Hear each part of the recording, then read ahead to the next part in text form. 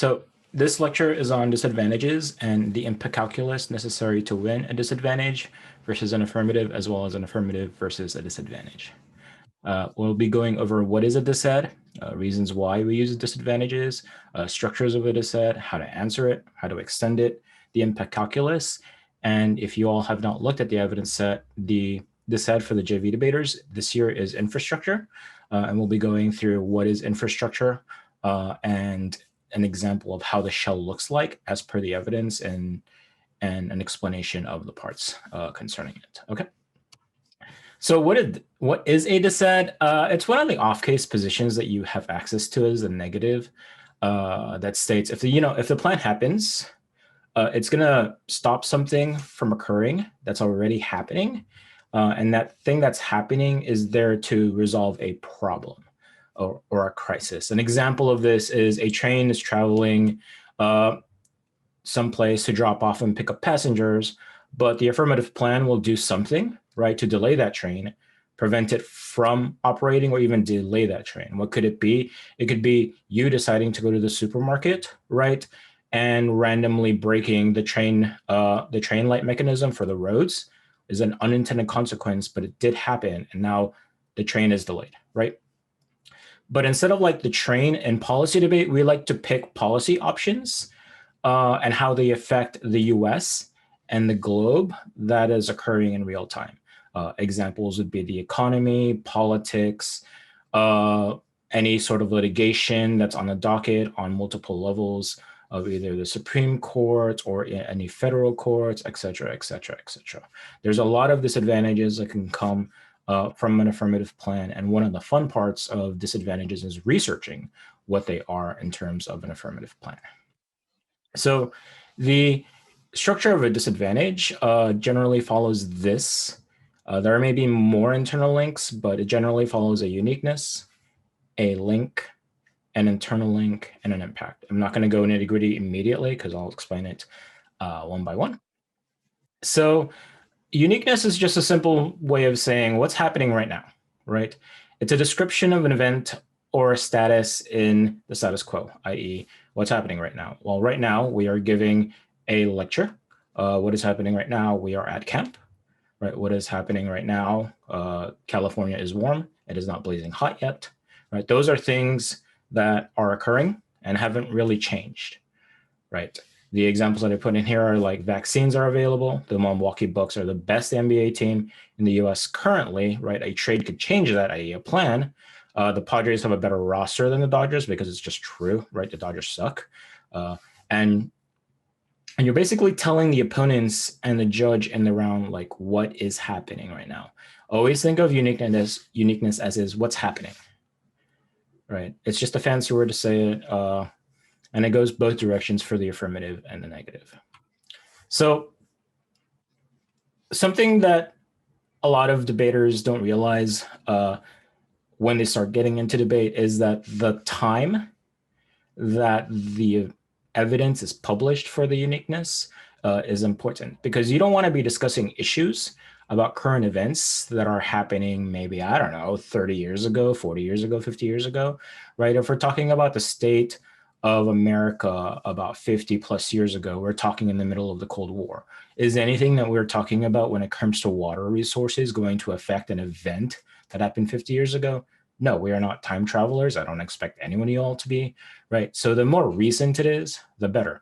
There are debates that sometimes come down to, having an evidence that you cut and produce the day of the tournament compared to someone who did it last week, right?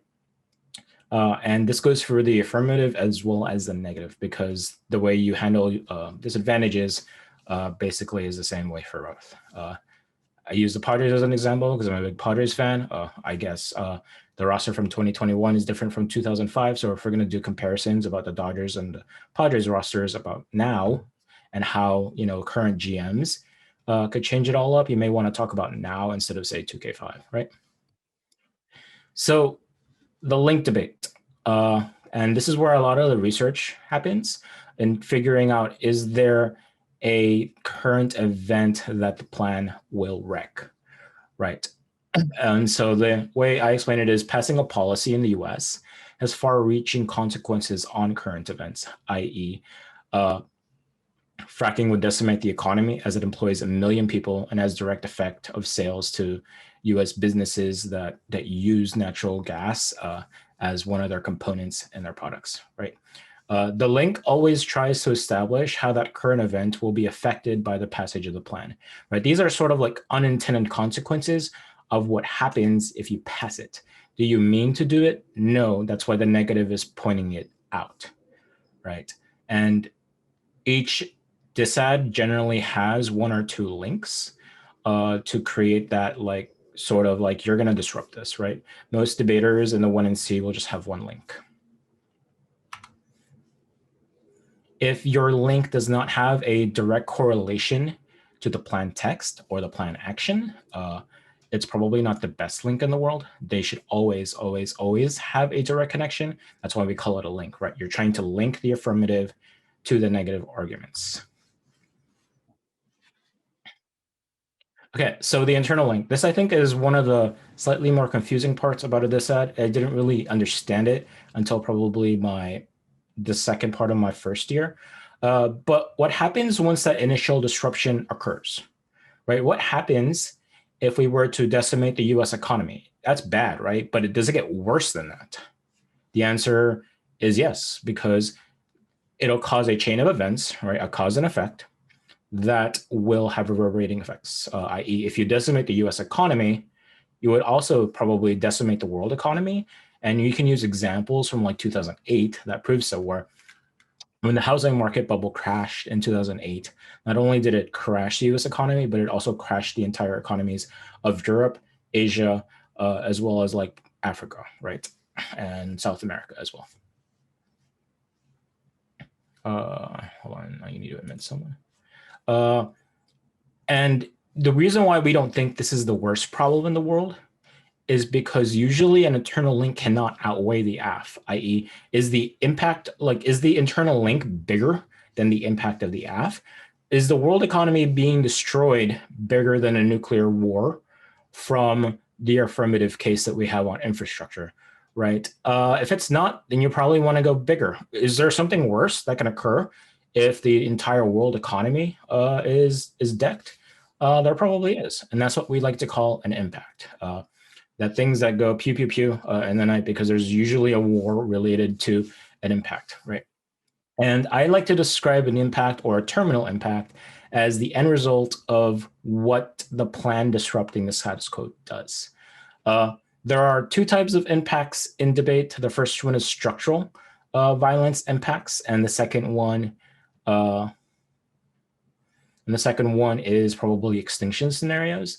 They're both important depending on which affirmative you're using or you're hitting. And so you generally want to match the sort of impact that the affirmative has in terms of like how big it gets, or you may want to go bigger and change how and why you should evaluate the bigger one compared to the structural one of the affirmative, right? Oh, there's another one. So an example of that is that fracking example I've been given, because we all have a fracking F, right? Fracking decimates the world economy because the US economy also gets wrecked because they employ millions of people, right? And there's this belief that when the world is in turmoil, nations will go at war to re-energize their economy, as well as to gain access to things that they don't have in their time of turmoil. This creates war of aggressions, right? This is probably an internal link. And that's really scary, because if those nations that are at war with each other have nuclear weapons, they're likely to use it in the nuclear standoff that they all have. And that causes global nuclear war, right? That's the terminal impact, or the impact of the disad. So I talked about the 2 types of impacts in debate. The structural impact deals with how it affects people.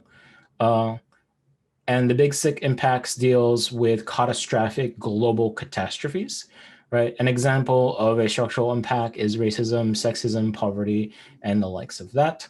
The examples of a big stick impact is a nuclear war, right? Environmental destruction, i.e. global warming, space lasers, because apparently if we all go to space and we put weapons of mass destruction on them, then we're going to rain them down on the land, etc. Those usually end in global annihilation. And the structural impacts deals with like things that people deal with on an everyday basis that affect them based on policy things that may be hard to resolve. So how do I recap a dissad? In the simplest term, think of the status quo, right, as a peaceful beach where you're just chilling, you're just hanging out, you're having fun, you're catching all the little like the fishies and little seashell things on the beach, and you're just chilling, right? And then the plan comes along.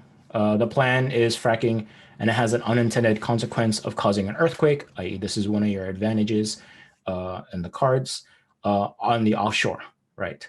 That earthquake will create a tsunami and travel thousands, not thousands, but like miles upon miles towards the coast to decimate thousands and thousands of square miles worth of businesses and displace thousands of people. Right? Everything was peaceful. The plan happened, and it had this unintended consequence of doing some really bad things. Right? So, impact calculus.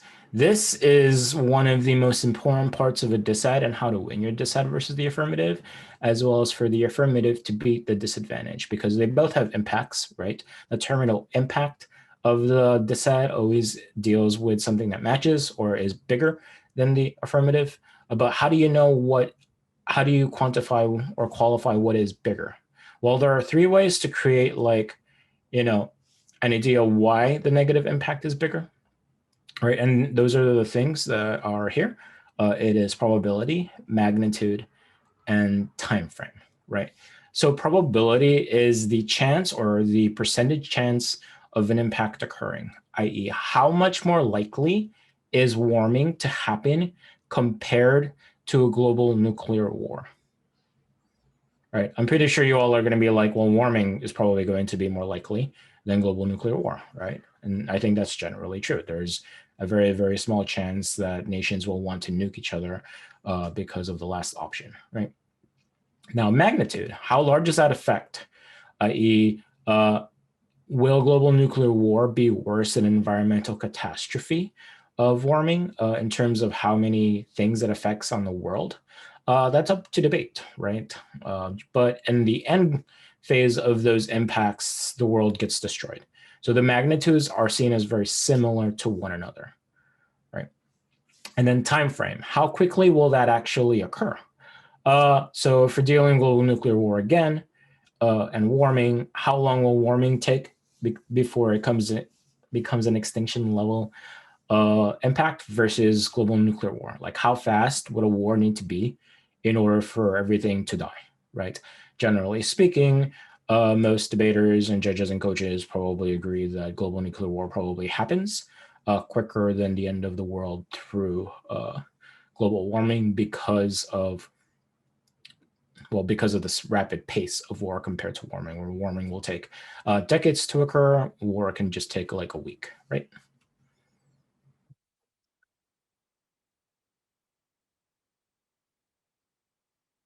Right, and this is an example of the affirmative's impact versus the dissad's impact on the economy, right? Fracking causes resource scarcity.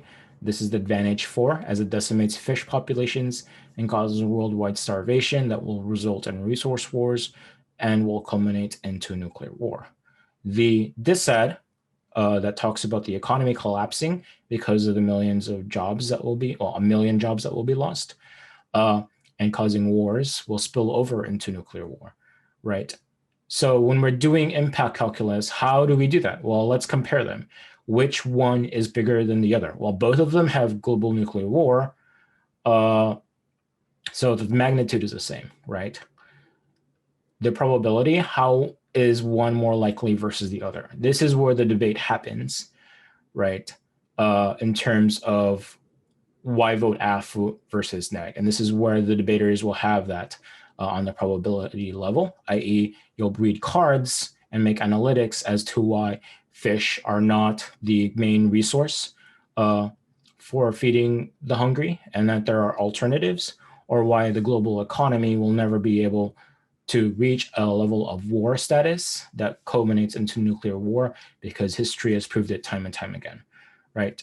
And then for the time frame of that, we always deal with like, well, fish and resources to global nuclear war versus the economy collapsing to war. We would have the debate as to how that would occur versus one another, right? So an example of an impact calculus is something like prefer my impact.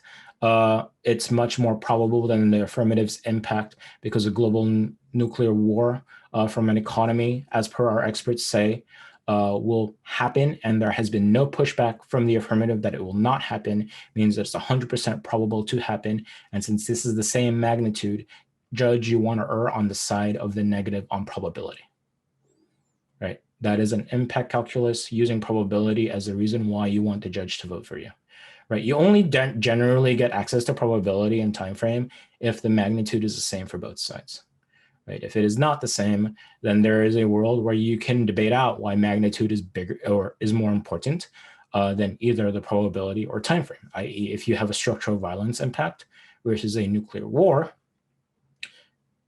debating out why everyone dying in the world is much more important than I'm not going to like, say that sexism or racism is like not an important issue, but how it affects people is going to be much less than the eradication of the world, right? Now, can that flip and say that structural violence outweighs big stick impacts? Yes. And your affirmative itself has that tool built into the first advantage. Take a look at it. It's the last card in your first advantage. Okay, so how do we answer a dissad? Because, if you're going to run it, you're going to hit it as well as a debater, and you're probably going to have to learn how to beat it. So we like to call this TULIP. It is turns, uniqueness arguments, link defense, impact defense, and prefer my case, i.e. impact calculus. So what is a turn? A turn is something that we use in debate to disprove the arguments from a team by either saying we do it better, or the thing that you're talking about is actually or the thing that you're talking about that's bad is actually a good thing, right? The first one is called the link turn. With the affirmative, I made a typo there. The affirmative would solve the impacts of the neg. I.e., if we're talking about the economy on the neg again, right, ending fracking will actually revitalize the green economies that are necessary to change the world and creating more jobs for them, i.e. spurring the economy, right? If the link to the econ disadvantage is that the economy gets destroyed because of lost jobs, the affirmative saying, no, that's not true at all. We would actually create more jobs for the economy, therefore preventing all those impacts that you're saying will happen, right? Now you've taken the dissad and made it yours and added it to the affirmative case. Now, can the negative answer you back later on? Definitely. But this is one of the first things you want to say. That being said, if you don't think that's true or you don't want to go that route, the other argument that you can make is the impact turn, i.e. the scenario or the impact of the negative is good. If the impact of the negative is warming, you can say, actually, warming isn't so bad at all because we're in the middle of an agricultural resource problem where we cannot feed everyone in the world, and warming would help create new areas of farms on a global scale that will help feed them, i.e. solving warming, right? Just a really, really, really big two warnings here. The first one is you never, ever want to link turn and impact turn. We call that a double turn. If you all did the assessment, right, a double turn is when you say we solve it, but we make it, we solve the problem, but we make it worse, right? So you can't say like, we end up spurring the economy, but in the impact turn, you're saying the economy coming down is good, right? You've now made it so that the negative auto wins the round, right? So never, ever, ever link turn and impact turn. If you have a question as to whether or not you're doing that, look at what your argument is. Is your argument on the link level, right? Or is your argument on the impact level when you're trying to be saying like that thing that you're talking about is actually good, right? The second warning is be really, really careful with impact turns, because some impacts, if you turn it, look really sketchy. If an affirmative is arguing that passing the plan would resolve residual racism in a certain area that has been historically really, really bad for people of color, saying racism good is probably not the way to go. It's just not the way to go. There are judges that you will have in the back, regardless of what division you're in, that will just look at you funny and then just vote you down, right? I have had to do that a few months ago at a major national tournament because the negative team went for slavery good. And I was just like confounded. Why are they doing this? The affirmative is trying to resolve slavery coming from the 13th Amendment. Why? Right? So never, ever, ever turn structural impacts or impacts that have structural residual effects. Like warming will have disproportionate effects on different parts of the community. Be really, really careful how you impact turn impacts in debate. The uniqueness arguments. This is the one that a lot of people don't like to do in debate because it requires a lot more research than anything else. Not because it needs it, but because it always needs to be kept up to date, right? So when the affirmative is arguing the uniqueness, they're always generally saying that the event that's occurring in the status quo is actually not happening, or that it's going the other way, right? If the negative is saying that the economy is doing amazing now, the affirmative is like, no, right now there's 15% inflation on a lot of the goods that we have. I can't go to the market without thinking, oh my gosh, I'm spending way more than I did like 6 months ago, right? And people can't even buy homes. I think the economy is doing horrible now, right? Or you can be like, yeah, the economy is doing well, but it's going to do well regardless of what we do, right? That becomes a uniqueness overwhelms the link argument that you can use in debate that I think is really good, especially for things that can go up and down pretty quickly, right? Like politics or the economy. Oh, why did it stop? So link defense, right? The negative reads a link at you about how you affect the economy. You can be like, nuh-uh, not me. I don't know what you're talking about. That's not me, right? The main gist is the affirmative does not actually cause the earthquake and the tsunami. The affirmative does not derail the events that are happening in the status quo. You should always have a no link in your answers to dissents because it's easy to make. It forces the negative to read more evidence or to re-explain their argument back to the judge in a way that answers it. Because if they don't answer the no link, that may be a way for you to add on other arguments that prove that the dissent just doesn't have anything to do with the affirmative, right? Impact defense. Just like how you can say no link, you can say that the impacts coming from the negative are false, not going to happen, or won't end up as bad as the negative has painted it out to be, right? If we're talking about the dissent about the economy, you can just say, you know what, there's been no nuclear war that's ever happened from the economy going down on a world level, right? Yeah, when was the last time? And they would be like, well, it would probably be around the Great Depression. Well, you should be like, no, the World War II occurred in the late, 1930s. The Great Depression was in the early 1930s. Where is that correlation? And you can be also like 2008 had a world meltdown. Where is the global nuclear war from that?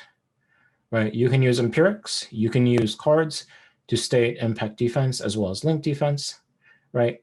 And if you're negative, impact defense also applies to the affirmative. You can say fracking will not cause wars. There's been no proof, right? And the last thing that we can use is prefer my case. And this is where impact calculus is really, really important in terms of addressing the disadvantage. And then this is where the negative has to use impact calculus as well in their next speech to answer the prefer my case, or they probably lose, right? I.e., you can say, prefer my case, the probability of nuclear war on the negative side is low, where our idea of resource wars that will conflagrate into giant conflicts is much higher, right? You can also say, prefer my case on the advantage one, where we try to resolve existing problems for people of color that are affected by fracking. The economy combusting and going to global nuclear war is going to take forever and ever and ever. And nuclear war does not lead into extinction. Prefer my case, right? You're using impact defense on top of impact calculus to say why the affirmative case is much more preferable to the negative disadvantage. So we're gonna end this lecture on what access to disads you have in the file packet. And I think this is what you all will have throughout the year in your leagues. So we have something called infrastructure DA in your file sets. And the infrastructure disad is disad revolves around the political repercussion that affects ongoing bills that they're considering passing in Congress, right? Infrastructure is a $1 trillion+ bill to help modernize our roads, our electricity grids, create new waves of energy efficient things in the US that will be important to resolve some climate disaster, as well as making it harder for, say, cyber hackers to get into it, or just like, look, our roads and sewer systems have needed updating since like the 1970s. That's just time, right? And it argues that if the affirmative passes, it would make Republicans who are on the edge of supporting that bill not want to support it at all. This means that chances of us solving for catastrophic global warming changes go away. So why is this important? Because politics and the things that occur from politics is something that will change throughout the year and is going to always be one of the core things debaters look at when they're trying to research negative positions versus the affirmative. The infrastructure DA is one of them, right? It's ongoing. There's always going to be changes in the current event as to how Republicans and Democrats see the infrastructure, what portions they've decided to scrap, what portions are adding to it. So it's always in the news. Always in the news means there's going to be cards about it. There's going to be articles that you can cut evidence from, and it's always going to be up to date. So this is going to be one of those, like, you know, the uniqueness and the link debate gets updated almost every tournament once you get out of JV and into open, because recency is going to be really, really important, right? Politics is one of those disads that we all hate doing, but it's just part of the core topics that we're just going to have to live with. So this is the uniqueness argument coming from the shell, right? That is in your packet. I decided to end the card cutting about halfway through the card because I think that's where the card warrants can live without anything more, right? The argument is that a bipartisan deal is possible, but the margin for error is low, from Mascaro and Daly 612. You notice how they use the word 612 instead of 2021? That's telling the judge, hey, judge, what's occurring in the status quo right now is very, very recent. And so we need to be cognizant of the fact that the things they're talking about on the affirmative will definitely have an effect on what is happening now, right? Recency matters in uniqueness, and this is something to always keep track of. So what is the main gist of this evidence? Well, he's basically telling that, you know, the Republicans have a very different approach to how they want to pass infrastructure compared to Biden. But if you look at the bottom, there is common ground between the White House and Republicans, especially with GOP senators in bipartisan talks. That's the main argument that you want to go for in this card, and that's why I ended it there. Look, there are talks happening right now to pass an infrastructure bipartisan deal, right? The link for this said, we need to be really, really careful because the Republican backlashes to the plan. The WOTUS fights prove the plan wrecks bipartisan cooperation. This is by Friedman, 6/9/2021. And Friedman is from Lisa, who is a reporter for the Times. Right? You notice how the link evidence is also pretty recent. It would be weird to be writing a link argument from before when the infrastructure disadvantage was, the infrastructure deal was even set to be a thing, right? So if you're going to be talking about politics, the things that you're going to be talking about has to be within a timeline when the political situation started all the way to when it's about to end, right? And this talks about how if you were to do environmental protections, it would create a world where Republicans, instead of wanting to engage with the White House, will want to criticize it and fight for the policies of the past that the plan is going to want to change. Now, do we remember what the fracking affirmative does, right? The reason why fracking is so powerful right now and causing all these effects is because of the inherency evidence of the 1AC that states that fracking is as prevalent as it is because of a Trump exemption policy that he did to the EPA that would allow fracking health requirements or safety requirements to almost be non-existent. That is a Trump-based policy